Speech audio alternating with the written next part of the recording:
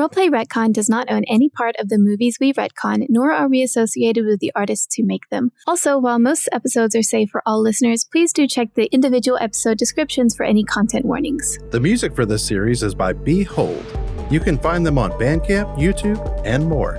Previously on Roleplay Retcon does Pacific Rim Uprising. After defeating Obsidian Fury, Amara, Jake, Bond, and Alex investigated the Jaeger and found the impossible inside its head. A strange hybrid organic computer brain inside instead of a pilot or remote piloting technology. As the pilots secure the rest of the apparent kaiju cloning facility, Amara and Jake find a room with a map of every shatter dome on the planet and detailed information on each, as well as a terminal showing an 89% completion rate for drone synchronization and a 40-hour countdown.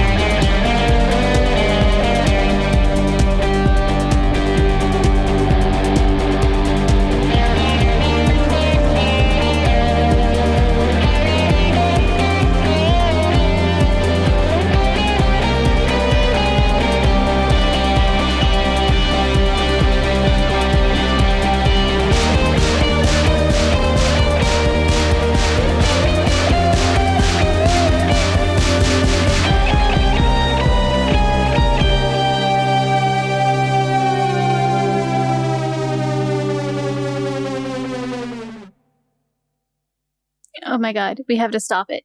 Can I try and hack it? Sure. Go ahead and give me a hack fix. 4, 7, 5, 12. I know I just said a bunch of numbers, No, but I think I got it. 12. I got it. Don't worry. That's still above a 10. That's still a success.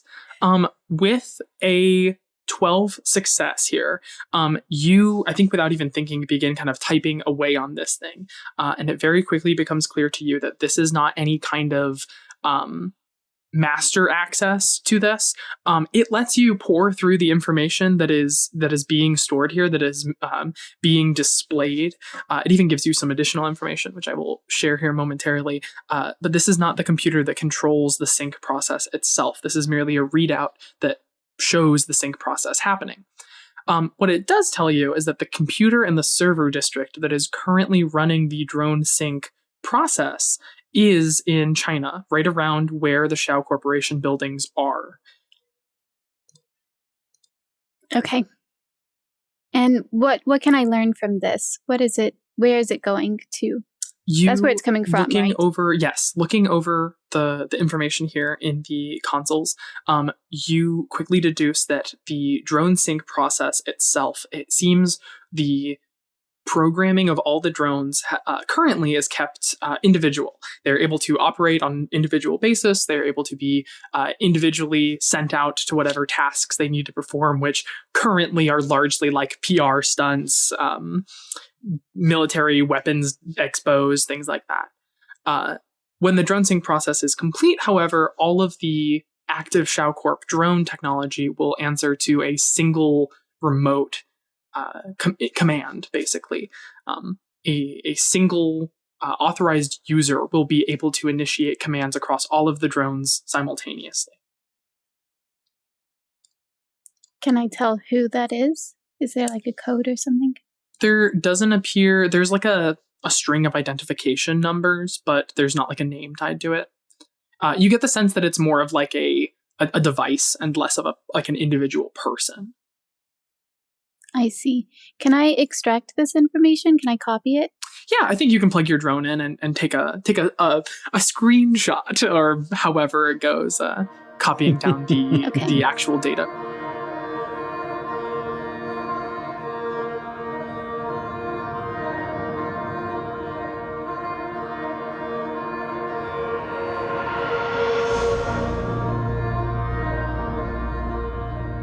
So, I'm assuming that we shouldn't just shoot up the place, right? Like that, would that be bad?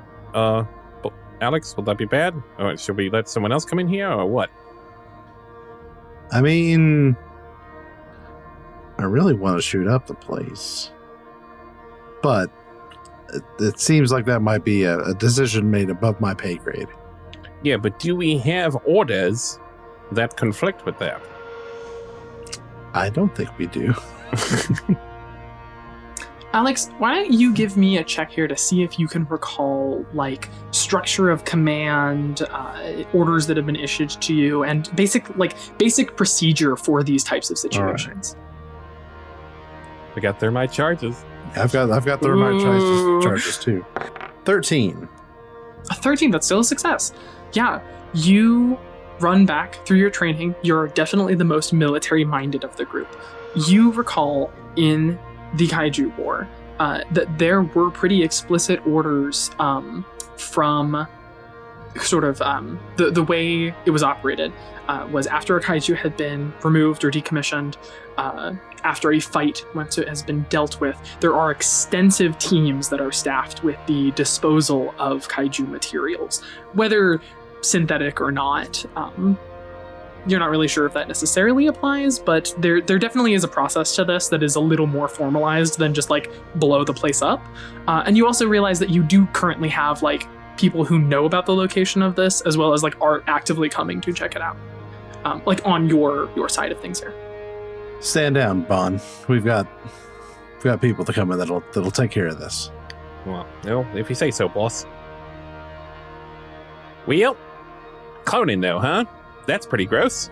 Kaiju and rockets. So they can just, launch them onto other continents, into space, or what? Why are they putting a big beastie into a rocket? We got too many questions, not enough answers, Bon. Yeah. I'm pretty good at saying those out loud. It's what we bring you along for. You should come to my trivia night back at the Shadow Dome sometime. I host it, because I'm real good at saying questions out loud. Bon up there with a microphone like, airplane food, what's that all about, huh? That's the trivia question for clarification. For 400 points, airplane food. And they have to what's buzz that all in about? with, yeah. What's that all about? He just picks the answer he likes the most. There's not like a designated correct one. He's just like, yeah, actually, I agree with that. I guess the room's secured. There's nothing else going on in here, right? You want to go check in? Want to go check in with the buds? Want to go check in with the other buds? Yeah, why not? Let's do it. All right, let's go check them out. Let's go check them out. See what they're doing.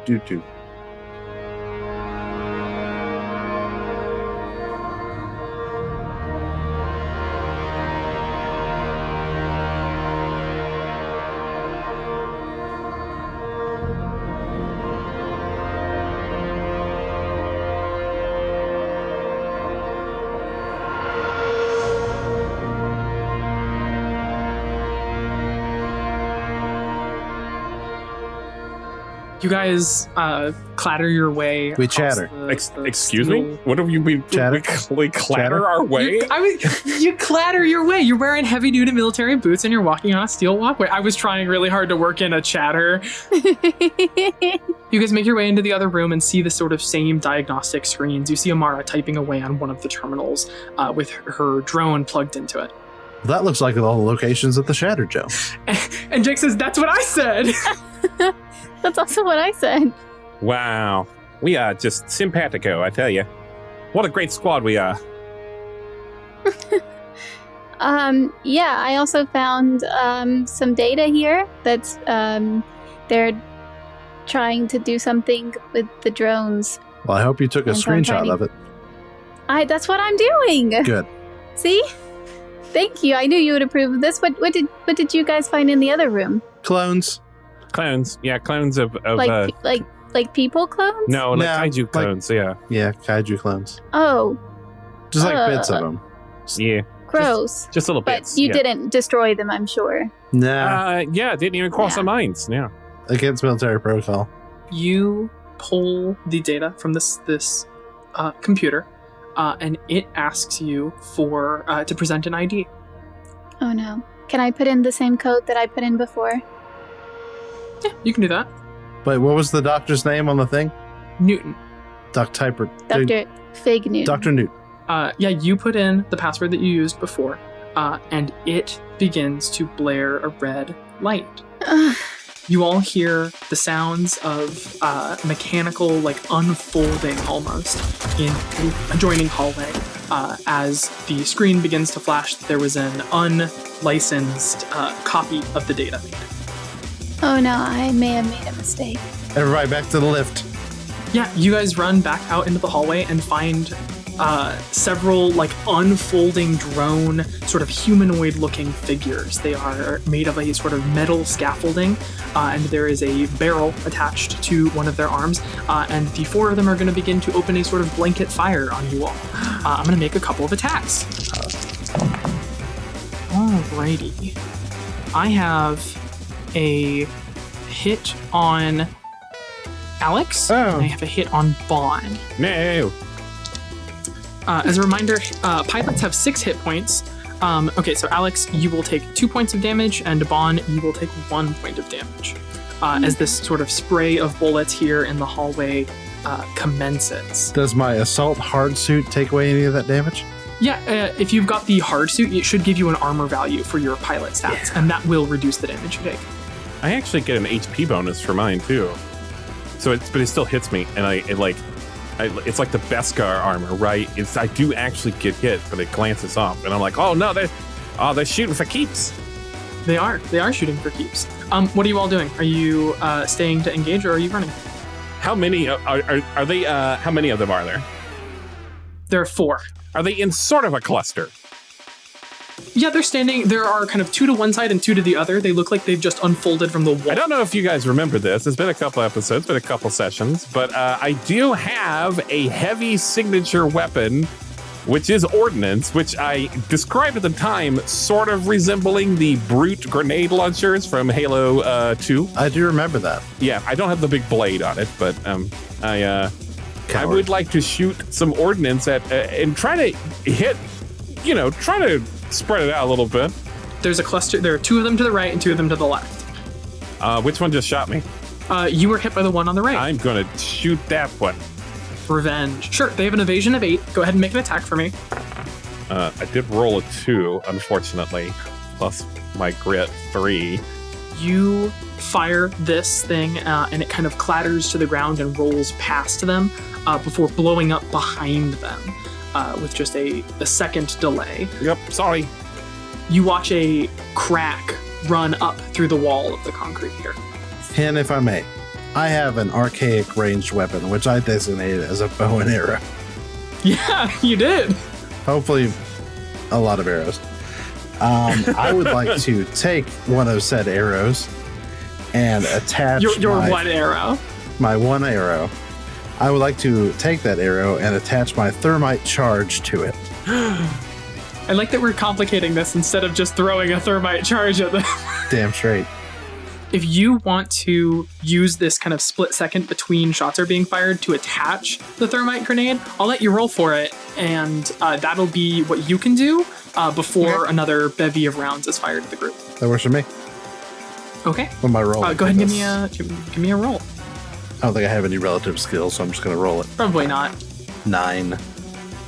9, just under a success. Oh no, you got +1 from your grit. That's a 10. That's a success. No. Yeah. 8 plus 1. Oh, unfortunate. Yeah. You know what? You fumble with it.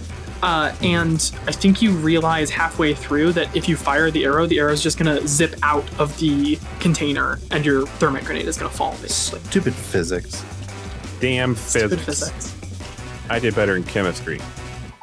Amara, do you have anything you would like to do? Man, so are they in between us and the exit? No, they're behind you all, and you're all running towards the exit. I'm gonna keep running. Okay, yeah, you can absolutely, you just book it ahead. They've got another little bevy of attacks coming at you all. Alex, I have 3 points of damage coming at you. Rolled quite well. Ouch. And I have 2 points of damage coming at you, Ben. No! The drones begin to fire off more shots. You hear bullets kind of hit the metal and hit the concrete and ring out as you all kind of duck and continue to run out towards the lift. I'll say you guys are on the lift now, but you've still got to get it up out of here. They are going to begin to slowly fall away from you all as they all shift and begin to firing up. You see one of them begins to arm an explosive of some kind. Jake is going to use his action to try to take a shot at one of them, and he rolled a 19. So he has that kind of pistol he loaded before. It unfolds and kind of lets out a single large shot, and I rolled max damage. Cool. All right. Yeah, he good to see some combos. Fires this pistol. Yeah, and it just kind of like shears through the like small sort of domed like heads these things have, and you guys see like wires and sparks kind of stick out, and it just barely manages to stay on its feet. Hey, I'm gonna throw this thermite now. They've kind of conglomerated now as you're moving. I think you could probably hit all 4 of them, which means I will need another d20. All right. These things have no grit, no agility. This is just going to be a straight roll. They have to roll above a 10 or they're going to suffer some serious damage. All right. 2 of them succeed and 2 of them definitely do not. What do you aim for? What are you hoping to get out of this? How does it go? I definitely am throwing it like at their feet, hoping that either it melts them or melts the floor under them so they fall through the floor. You throw this thermite grenade and it hits the ground and kind of rolls in front of them. They wait, it doesn't go off, nothing happens. So they continue to walk before it bursts into just a pillar of sparks here. It does begin to kind of eat through the metal flooring here. And the first 2 are just kind of like slowly melted. You can see the electronics in them are just completely rendered inert. The barrel of the one that was beginning to load some kind of explosive kind of like begins to melt before the explosive itself goes off as well. So now that's 2 of them down. The other 2 need to make, the other 2 still save. So the charge the one had prepared goes off and they will each take another 3 points of damage, which effectively destroys them as well. Awesome. Yeah. Nice. Your nice. thermite grenade ignites this other grenade and they all just go up in a cacophonous explosion. This is a literal a shockwave being set off in a tunnel here. You all kind of have to stop and hold your ears for a minute. Shot there. And how much cooler would that have been if I could get it attached to the arrow? Well, maybe that's something you could work on in your downtime. The platform you all stand on begins to rise up. You take a second. The trip from the lower end of this bunker up to the surface where you all first embarked is a bit of a long one. It took a couple of minutes last time you took it, and it gives you the time you need to filter the adrenaline out of your systems. You kind of all catch your breath, and as you get closer to the top, you can see the kind of Russian Shatter Dome workers kind of like staring down in the hole, like waving at you all. Sorry, point of order. I had no adrenaline. I was completely cool the entire time. That's true. You're right. My bad. How dare I, honestly. I could roll for it. I could roll for it. I made a skill for it, but no. He's just chill. You know what? Why not? Okay. Yeah. I do. So I have Shrug It Off +4. Things that cause anxiety, shock, and trauma in most people is less likely to affect you. I rolled a 17 +4. Cool as rain, yeah. Oh, you guys all right? You seem like you're a little stressed out. I was shot 3 times and I'm actively bleeding. Oh, no. Oh, no, buddy. Let's get the med pack. I got a corrective. Yeah, here you go, bud. Here, just hold still. I can get one of them at least. I'm just going to put this over you. Yep, got this space age band-aid for you. And hey, look over there. And there we go. Don't you need to take the bullet out? No. That's for the real doctor later. The corrective is like a sort of handheld, almost like staple gun that applies a sort of fast-acting agent through the body that kind of like wakes up the senses and kicks the healing into overgear here. So it's like a steroid. Yeah, okay. I thought it was like a big band-aid. Well, then this whole thing was dumb, and I shouldn't have used it. I can use my patch. Okay, there you go. Alex, you are restored to maximum hit points. Hooray. There you go. Thank you, Amara. No problem. We'll get the bullets out when a real doctor sees you, I'm sure. I hope so.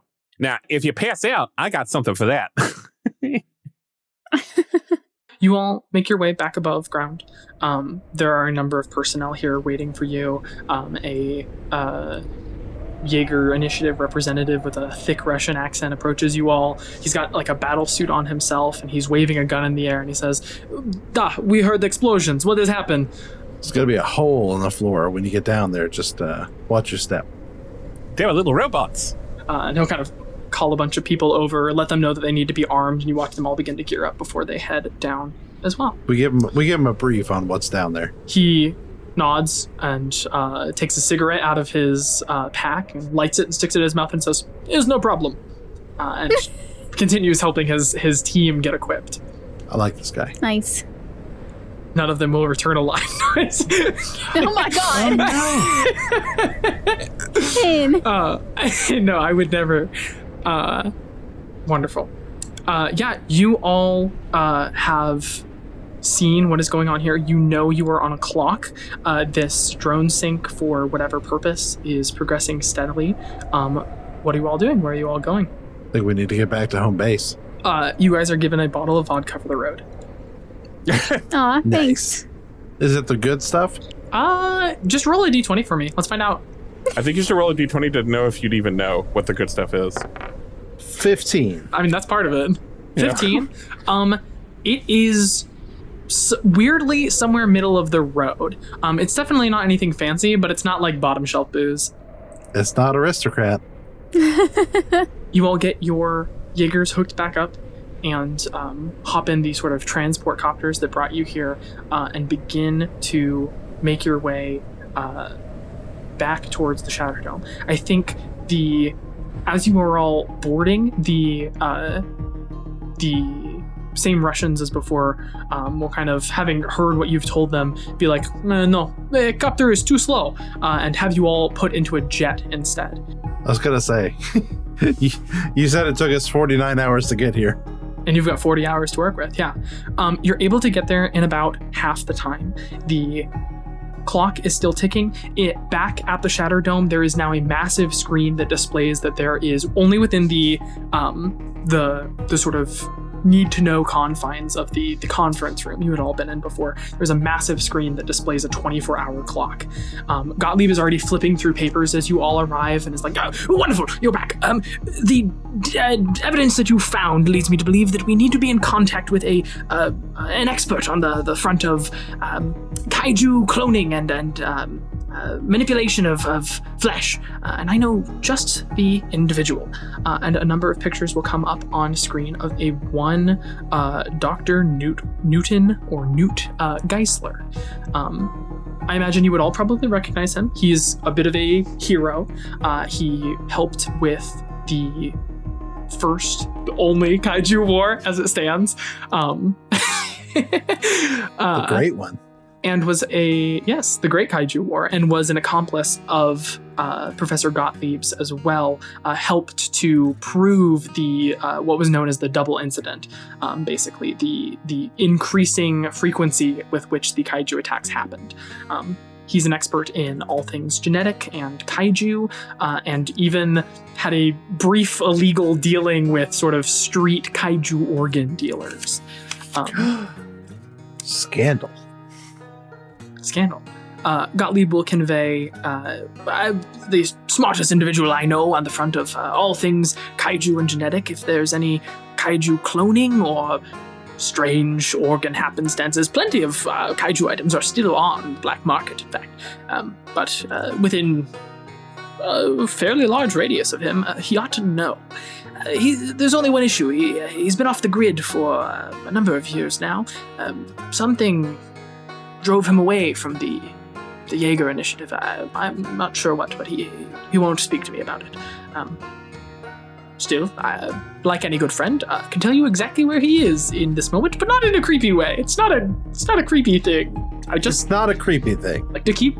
It's not a creepy worry, thing. it's not creepy. It's not creepy. I just like to keep tabs on all of my friends.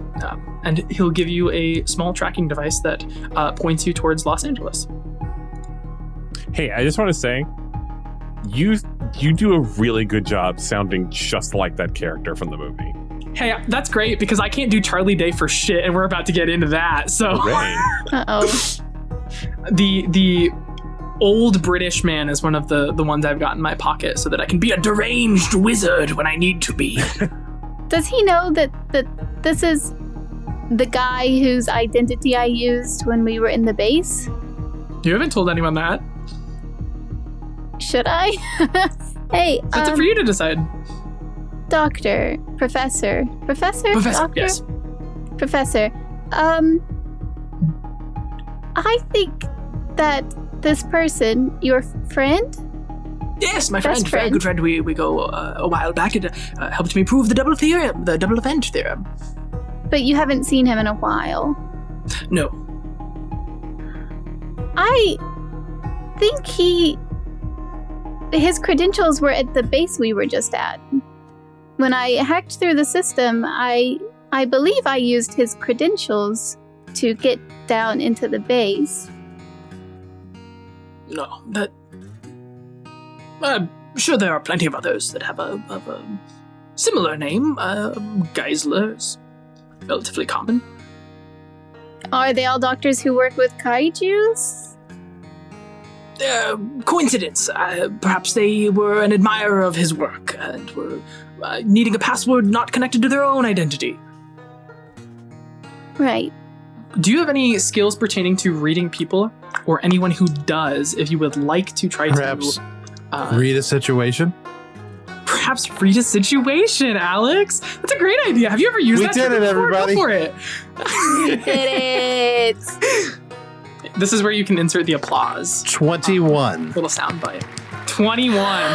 With a critical success, you can tell that more than just being in denial, Gottlieb is connecting dots in the back of his head that no one else in the room knows about, and knows that he can't let on that makes any amount of sense, or they're not going to just want to talk to Newton. And he wants to give Newton a fair shot at, if that is the case, explaining whatever is happening and not just being swarmed by suddenly effectively federal agents, right? Listen, Teach. Gotta be real with you about the situation. Your boy might be connected with some bad stuff.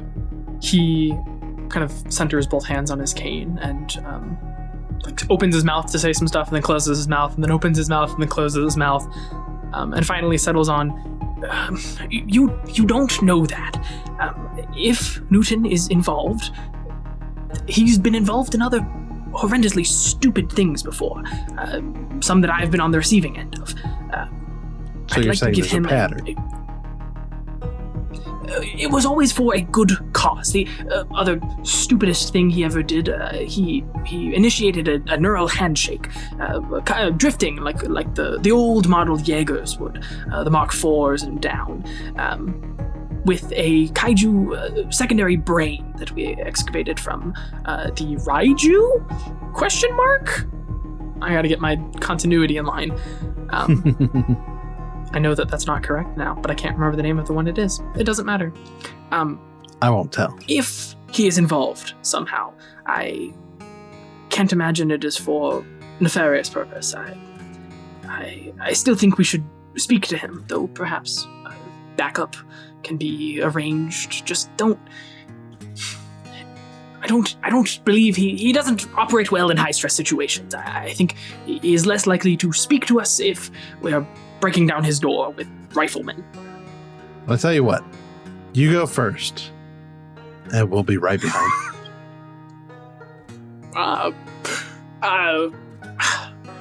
My other concern is that if he sees me, he'll run, but perhaps you are correct. Perhaps I should be in the vicinity.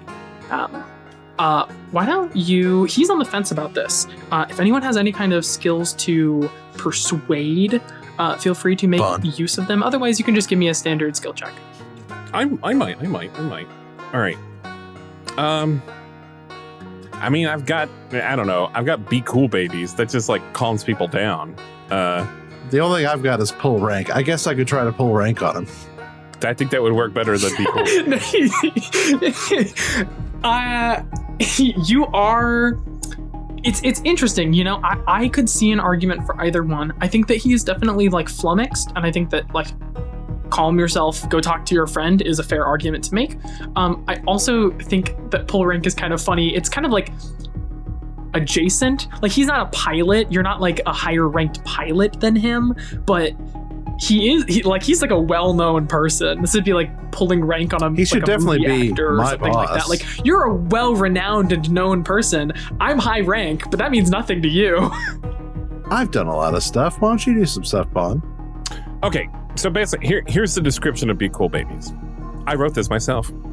To calm someone, they must be receptive to the idea that their emotions may be clouding their judgment or getting in the way of moving forward. You can use it when trying to diffuse confrontation, center someone who is rattled, or calm someone who is enraged, That etc. sounds perfect. Telling someone to be cool won't work if their actions aren't the result of being hot-blooded or fearful, like enemies in a firefight, blah, blah, blah. But okay, so I feel like center someone who is rattled is like pretty close to what we're doing here. So I'm going to do it. Yeah, I think when you read convince someone that their emotions are clouding the path forward, all three of us began to nod. Absolutely. Oh, 10. Just on the cusp. All right, look. I can tell you're a little rattled, and I just want you to know we're your friends here. We're your friends, and strength in numbers, bud. It's going to be okay, especially if you got, you got some people here that are going to be in your corner. Let's all go talk to this guy. You feeling good? You feeling all right there? Yes. As good as I can be. I have not left the Shadow Dome in And Jake offers ever? Past couple years? past couple of years. We got your back. We'll keep you safe. We'll keep you safe, and we're gonna, we'll help you make your point, and you'll help us make our points, and, as we're a team. We're a team here. It's gonna be all right. He kind of nods at that and says, of course. And we'll turn to you, Alex, and say, acting commander, something like that. Lead on. All right. I have to go get some bullets taken out of me real quick, but then we'll go right after Yes, that. you are bleeding all over my floor. Absolutely. Maybe you have like a big magnet, you can just pull them out of me. Yeah, like an electromagnet on the arm of one of these Jaegers. Just pull them they right put you out. in front of it, and you just kind of thunk to it. Just angle the holes.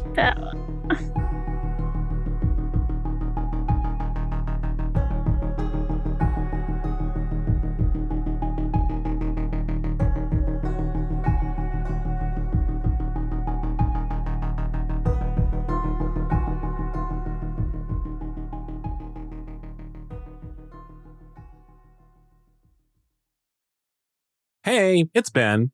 Let's take a little break, huh? I got some things to tell you. Our guest GM for this series is Hen, also known as I Write Robots in all the good corners of the internet. Hen's a science fiction writer, namely Interface, an ongoing sci-fi novel about a college boy, a con artist, and a robot you can find on his website, iwriterobots.com, which I'll link in the episode notes. The first few chapters actually have audio versions, too. He's also pretty big into Magic the Gathering and D&D and makes video essays on YouTube, which is really the thing that got him the gig on Roleplay Retcon. They're pretty good.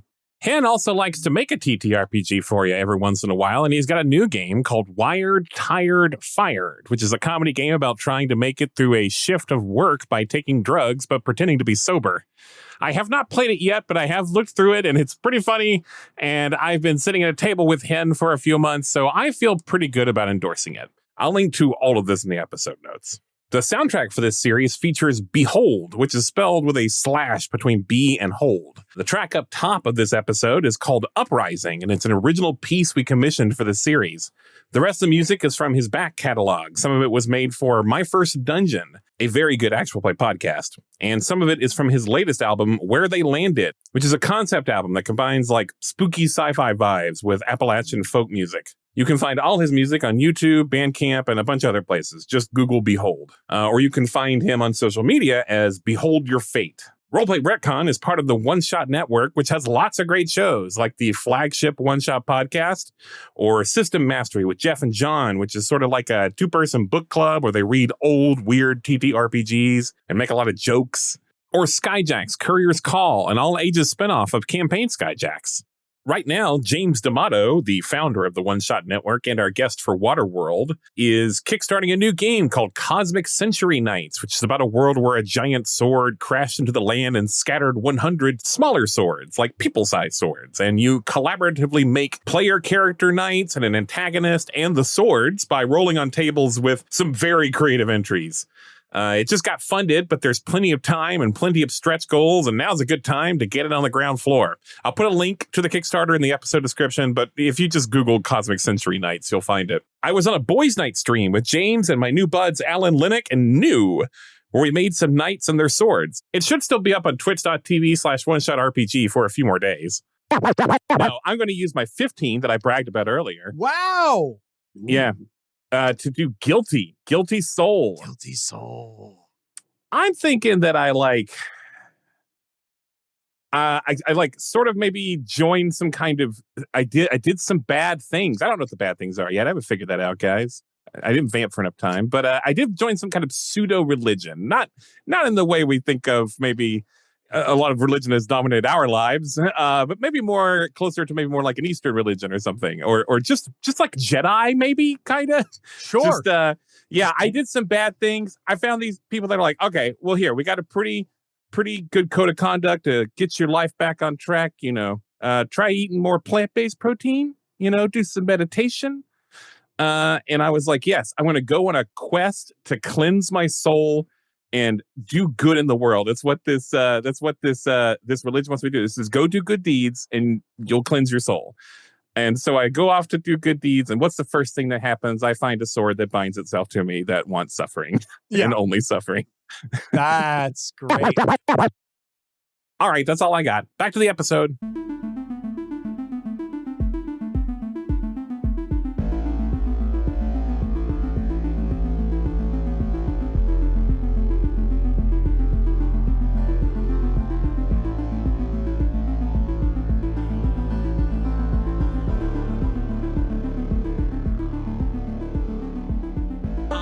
Let's enter a quick period of downtime before you all, very quick period of downtime given the clock, before you all ship out to Los Angeles. And this is very important. Before I left, when I was in that fight, I just remembered, this was a million years ago when we recorded this, so I just remembered now. During the fight, my hat got blown off. Yes, it did. I need to reattach it. Okay, yeah. I of course picked it up. Yeah, absolutely. Can't leave that behind. It's your MO. After downtime, before deployment on a mission, there is time to reconstruct mechs. So as part of that, you can absolutely reattach your hat. Similarly, if you haven't already, you should make sure that you repair in CompCon if you were tracking your usages and hit points and things like that through the active sheet with your mech, because a couple of you had systems destroyed or weapon mounts destroyed. And we don't want to be going into another combat if you... not that we are going into another combat, for clarification. Please do not go barge this man's door down with your mechs, but... we're gonna... Yes, we're gonna... breaking the door off the hinges from like 80 feet up. We just want to make sure we don't get into a combat and someone's like, wait, where did my gun go? Do I have enough time to keep working on my gun? I'll say you can work on it in passing, sure. So, yes. So I have 1 point and I need 3 points, right? Correct. What was I able to roll last time? Did you let me roll hack or fix last time? It did. Okay, I'm going to do that again then. Oh, well, it's a good thing I did because I rolled a 5, but with 4 plus 1 equals 10. Yeah. Yeah, those triggers will get up there to the point where it's like, I can't fail this unless I roll a 2. And then you'll still roll a 2. Perfect. Yeah, you continue to tinker away on it. I think that because this is absolutely in passing, it's a very much a like all prior mission. The only thing you could think is you realize, oh, I forgot to polarize that one end of the wiring that I put on the gun there. If I want to give it a rangefinder, I'm going to need to change that. And it's just been eating at you. And so it's a very quick fix that you remember what to do. And I think you just run in there and you already have the tools you're looking for. You grab a high induction welder that another person is already using. And you're like, just give me 1 second, and are able to do what you need, return it to them. And they're kind of like, okay, before you move on. Absolutely, that is another success on that project. And remind me, you wanted to make it deadlier, right? And I'm going to be real honest. I don't remember what I was doing. You definitely wanted it higher, longer range. Mm-hmm. Yes, because it only has a range of 5, and I wanted it to be Indeed. longer range. Now I just have one more point to do, right? Indeed. I think I'm just going to get a damn drink. I've had a tough day. Get a damn drink is fun because it can be whatever your heart desires. Why don't you just roll me a straight D20? I have a fun little chart we can use. I will.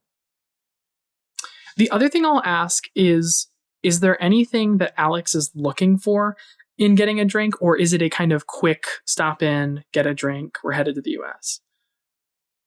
My initial thought was to get a drink with the professor to kind of like calm his nerves. That was actually kind of also my thought. But I rolled a 2 plus 1. I don't think it worked very well. I can't roll well on these downtime actions. No, yeah, historically not. I like the montage we're building in this film, though, of everyone like building this weapon and like leading this like help group for people affected by the kaiju war, and then it cuts to Alex and it starts playing that like and you're like bundling your way through a training program and like spilling drinks on people.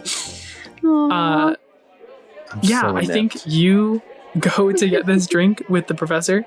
And he orders something incredibly British and science-y from the bar, something upscale and, like a fancy, like, named drink. And the bartender just kind of looks at him and says, Professor, I got beer and I got booze. He goes, a beer, then. Very fine. And they'll hand him a beer, and it's unopened, and he kind of struggles with it. Why don't you roll me another D20? That one's a nat 20. Oh, wow. Okay. Yeah, you nailed the approach, for sure. What does Alex say to the professor? Listen, Doc, I still don't know your name. Really bad with names. Gottlieb. You'll get some leave, I promise you. Very well. If we get through this, and you're going to go see your old buddy, and it's going to be great, and we're going to reconnect, and it's all going to be fine. It's going to be fine. It's going to be fine.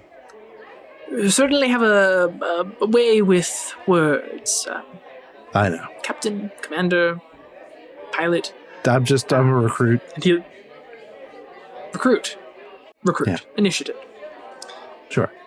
I'm sure whatever it is we are setting out to do, whatever is going on here, you will lead your other 2 initiates into the face of whatever danger awaits. And he hands you his unopened beer. I instantly open it. It fizzes all over you in an immediacy. It was maybe actually a seltzer or something like that, and it just completely drenches you. Nice. Nice. Yeah. I'm going to head for the ship. And turns and leaves. I drink his beer. Yeah, you drink the however much of it is left, for sure. Yeah. Whatever's not on the floor, or Wonderful. Me. Or you. Perfect. All right. Yeah. Downtime actions completed. You all hold on. Ben, oh yeah. Sorry. In my brain, you were like set. Ben, what are you doing? So one of them is gather information. I'm going to say I maybe took a bunch of pictures or something of the clones while they were there. I know I didn't say I did, but I feel like pictures is maybe I think I can get away with retroactively. There is a mechanic that is frequently used. Flashbacks, characters during scenes can always, you always have one, like, can we say I did this thing and make a scene out of it, sort of thing. So, is this mechanized in Lancer, or is this a hen thing? Yeah, no, this is a Lancer thing. Like, in story, one of the things that it lists under the story thing is like, if players realize their characters would have done stuff, my God, they can say like, I really want to. Yeah, I want to have actually tried to surreptitiously gathered a sample. Then Okay, yeah, that is absolutely something we can do. Yeah, totally. Without Alex noticing, so he may need to back to. That's why it didn't happen then. Yeah, yeah. We cut back. I think that because this is a flashback, you can pull this off for sure. We cut back to that lab when Alex says to you, "Why don't we go check in on the others?" And you say, "Yeah, sounds good." And Alex leads the way out the door. You turn around, and on one of those couple of lab tables, there is a sort of petri dish with a handful of cells that is just like beating, almost like they are conglomerated into weird flesh. And are you just pocketing it? Yeah. Probably snap a bunch of pictures with whatever PDA I've got or whatever. And then I pocket that. I take this sample. And so later, so I don't know if you guys remember, but one of the things about Bon, maybe the big thing about Bon, is that he survived kaiju attacks twice. His whole family survived the first time. And then they moved inland to stay away from the coast. They thought that was the thing. They were like, well, if we stay away from the coast, maybe we won't get attacked by kaiju again. And then one of the kaiju had artillery attacks. And it killed his whole family. He was the only survivor of that. And so I want to just gather information to figure out which kaiju this is cloned from specifically. Do you have any relevant triggers for this? I'm not a scienceman. No, you're not really. I have read a situation, but no, I don't think that's not it even. No, I'm just going to have to do my best. Well, I rolled a 13. Plus my grit is 14.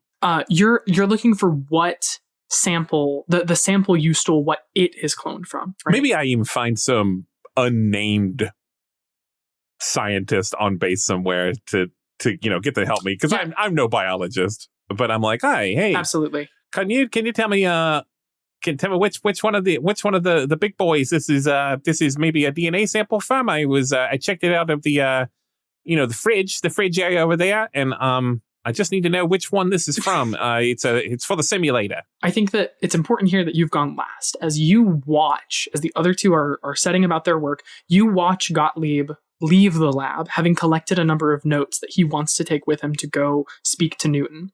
And you watch him leave the lab, and you watch Alex intercept him at the bar, and you step in almost right after him. And you say this to one of the techs here. She's wearing kind of a pristine lab coat, except for an additional apron pulled up over this and some large rubber gloves, and she's holding a pipette and a petri dish in one other hand. And she looks at you and she says, "You took it from the sample fridge?"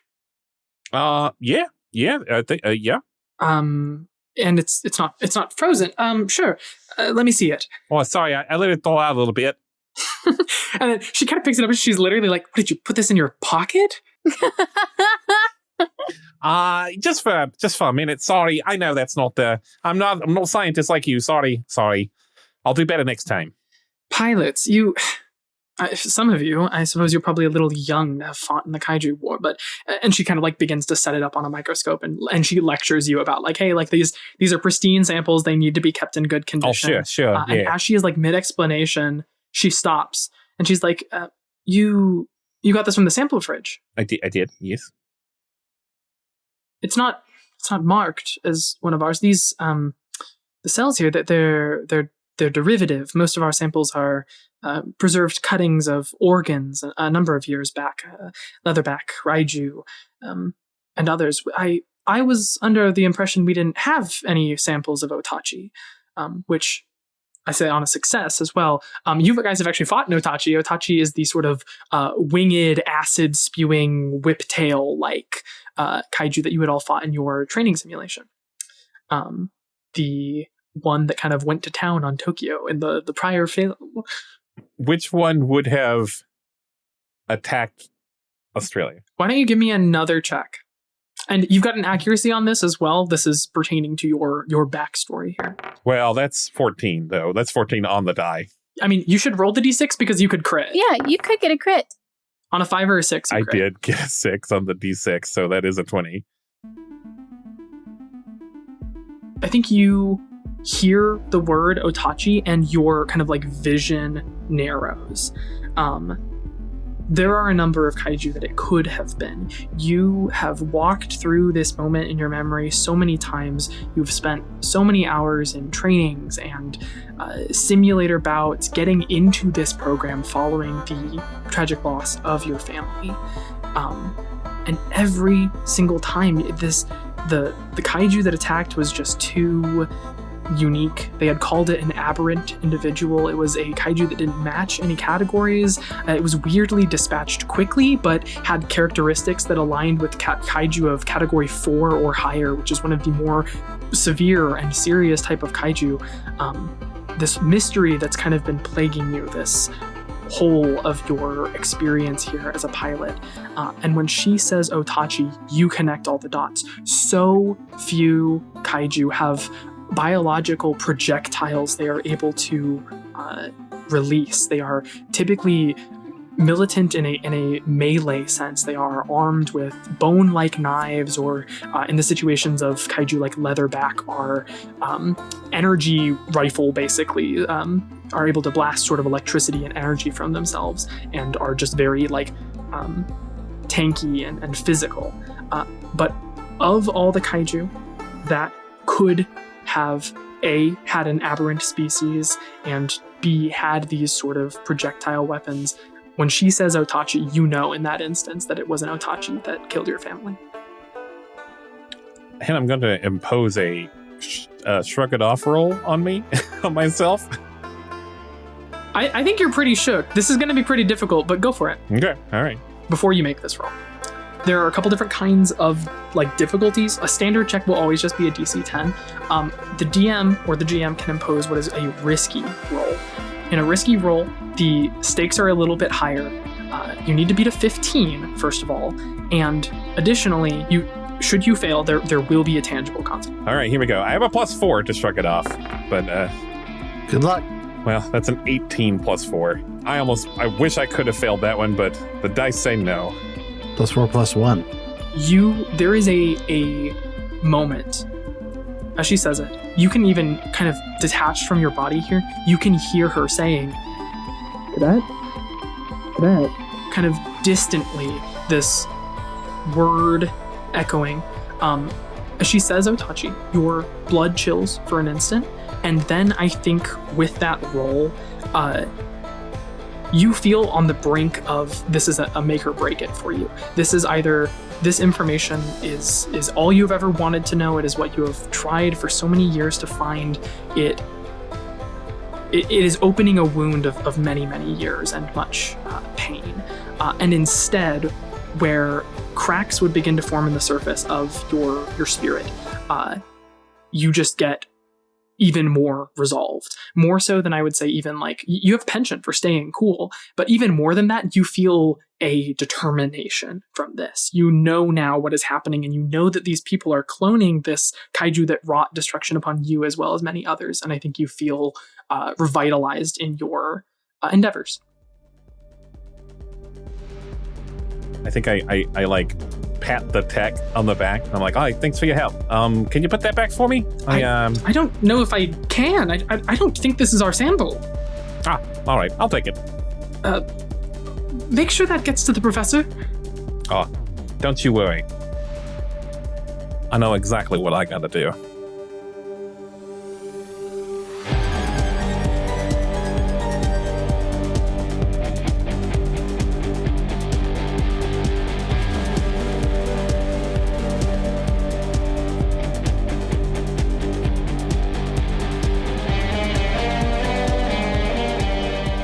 Roleplay Retcon's remake of Pacific Rim Uprising is directed by I Write Robots, with Jensie as Amara Namani, Alex Blasius as Alex Blasius, and Benjamin Gray as Bon Joyega. The soundtrack for this series features Behold. Our logo is by Jeanette Blasius. Roleplay Retcon is produced by Two Fish in a Jug and is part of the One Shot Network. Bye kisses.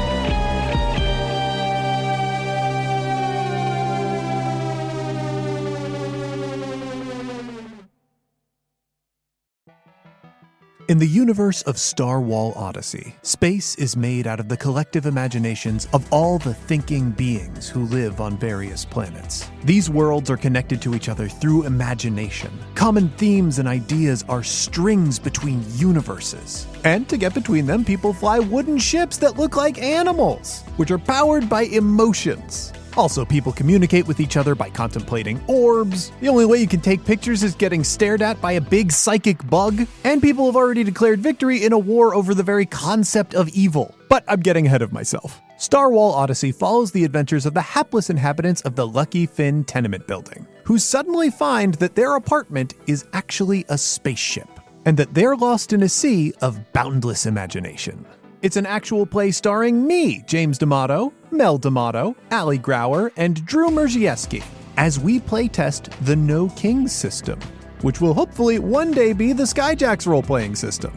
It toes the line between weird and wonderful slice of life and high-flying space fantasy. You can sample the first 5 episodes by searching for Star Wall Odyssey on your favorite podcast app, or get the whole thing by heading to patreon.com/oneshotpodcast and signing up for $5 a month or more.